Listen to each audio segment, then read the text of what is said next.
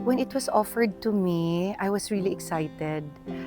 Actually, hindi ko pa ina-expect na ganun kaaga ako mag-guest sa MPK. And finally, when it was offered to me, I said yes right away. Tapos, nung sinabi nga, sino kasama ko? Tinanong. Yun na nga si Gary. Okay, ano to, reunion? So, mas lalo pang na-excite ako. And also, my first time to work with Direct Mark de la Cruz.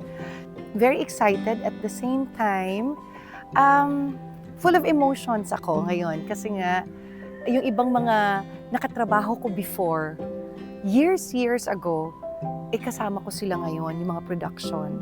Kaya parang, alam mo yung emotional in a way na, uy, nakatrabaho ko until now, they're still in the business, nagtatrabaho pa rin kami together. Parang reunion nga namin lahat ito ng production at the same time ni Gary. Hello, ako po si Vina Morales. Iniimbitahan ko po kayong lahat na manood ng hashtag MPK Woman Got Away.